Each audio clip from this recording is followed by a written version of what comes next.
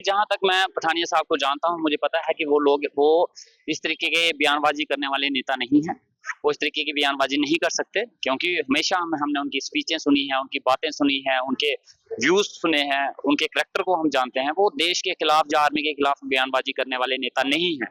Dainik Savera TV देख रहे हैं आप और इस वक्त मेरे साथ एमएलए बनी डॉक्टर रमेश्वर जी हैं।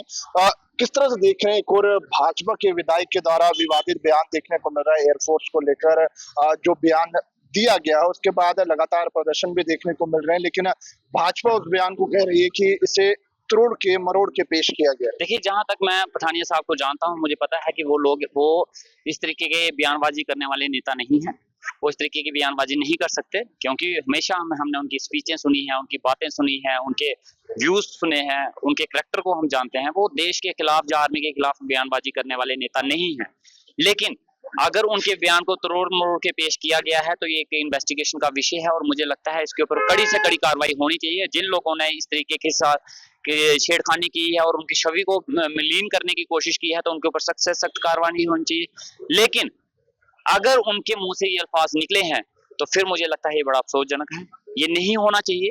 ये बयानबाजी उनके मुंह से शोभा नहीं देती और नहीं निकलनी चाहिए, और अगर निकली है तो मुझे लगता है उन्हें कहीं ना कहीं सॉरी मांगनी चाहिए, माफी मांगनी चाहिए, देश से मांगनी चाहिए, क्योंकि कहीं ना कहीं हमारा देश अहित हुआ है, देश की भावनाओं के साथ खिलवाड़ हुआ है, उनके इस बयान से दुख पहुंचा है, तो उनको कहीं ना कहीं माफी मांगनी चाहिए। और कभी कभी ऐसा भी होता है कि नेता के मुंह से बात जो है जुबान फिसल जाती है। अगर वैसा भी हुआ है तो मुझे लगता है माफी मांगने में कोई परहेज नहीं है, कोई बुराई नहीं है, गलती सबसे होती है। अगर हुई है तो इस चीज को जस्टिफाई करें और इस इशू को बड़ा इशू बनने से पहले इश्यूज को खत्म करें। रमेश्वर जी, वहीं दूसरा सवाल रहेगा एक और, आम आदमी पार्टी के विधायक महराज मलिक जो है वो टोडा के अंदर उनके खिलाफ एक और एफआईआर लग गई है, जहां पर जो डॉक्टर्स के खिलाफ उन्होंने दावा खोला हुआ है कि डॉक्टर्स सरकारी इदारों के अंदर इलाज अच्छा मुहैया नहीं करवा रहे हैं, लेकिन प्राइवेट इदारों के अंदर जो है वो डॉक्टर्स देखने को मिलते हैं। देखो, कहीं ना कहीं एक चीज जरूर है, अब मैं डोडा का नहीं जानता कि वहाँ क्या है, क्या हो रहा है, क्या नहीं हो रहा है, लेकिन मैं इतना जानता हूँ कहीं ना कहीं गवर्नमेंट एम्प्लॉई जो है, गवर्नमेंट डॉक्टर जो है, प्राइवेट प्रैक्टिस पे फोकस करता है। मैं खुद मेडिकल ऑफिसर रहा हूँ, मैंने 13 साल नौकरी की है और मैं जानता हूँ डॉक्टर्स जो है प्राइवेट प्रैक्टिस पे फोकस करता है और प्राइवेट प्रैक्टिस पे एज कम्पेयर टू ड्यूटीज ज्यादा फोकस करता है। अब डोडा में क्या चल रहा है, क्या नहीं चल रहा, वो मैं नहीं जानता, वो महराज साहब ज्यादा अच्छे से जानता है। लेकिन एक बात जरूर बोलना चाहूंगा, कोई भी इशू हमें उसके ऊपर इन्वेस्टिगेशन करवानी चाहिए, उसके ऊपर एक्शन लेना चाहिए, लेकिन उसका मसला नहीं बनाना चाहिए। इतना बड़ा मसला नहीं बनाना चाहिए कि उसके भी उस मसले को लेके लोगों के बीच में क्लैशेस होने शुरू हो जाएं, वहां पे हम जंग का माहौल खड़ा कर दें, वो मसला इतना बढ़ जाए कि अल्टीमेटली आप देखिए सफर कौन कर रहा है इस मसले से, आम लोग, पेशेंट्स जो हॉस्पिटल आ रहे हैं, जिन्होंने चेक करवाना है, ओपीडीज बंद हैं, सफर वो लोग कर रहे हैं। और कहीं ना कहीं हॉस्पिटल डिपार्टमेंट है, मेडिकल डिपार्टमेंट है, चाहे हमारे पॉलिटिकल सिस्टम है, उन सबका काम लोगों को फैसिलिटी देना है, लोगों की काम करना है। लेकिन कहीं ना कहीं जब लोग सफर करते हैं तो ये हमारे लिए बड़ी ही निंदनीय बात है, बड़ी ही अफसोसजनक बात है। और मुझे लगता है महराज मलिक साहब को और मेडिकल डिपार्टमेंट को ऑन टेबल बैठ के इस मसले को हल करने की कोशिश करनी चाहिए। आखिरी सवाल लूंगा, सीमावर्ती इलाकों में काफी नुकसान हुआ है, भाजपा स्पेशल पैकेज की मांग कर रही है सीमावर्ती इलाकों के लिए।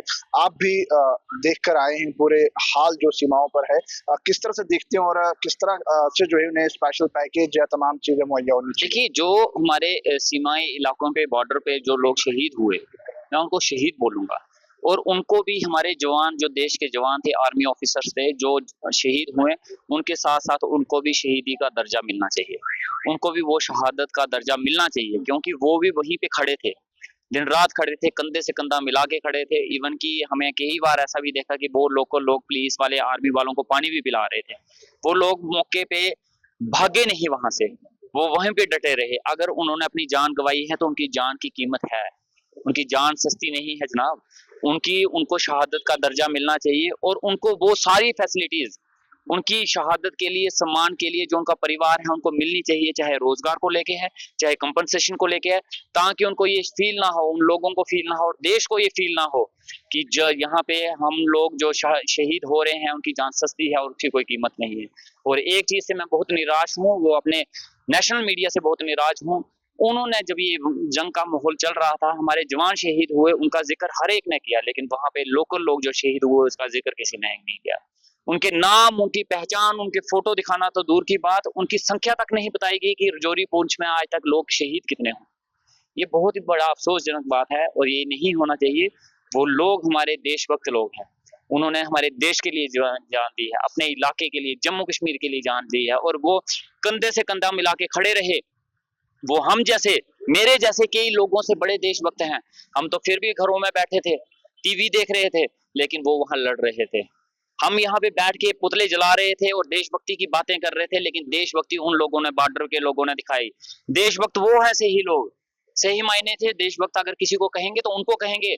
हमने तो एक औपचारिकता निभाई है, हम वहां पे नहीं पहुंच पाए, लेकिन वो वहां पे रहे और वहां पे डट के रहे।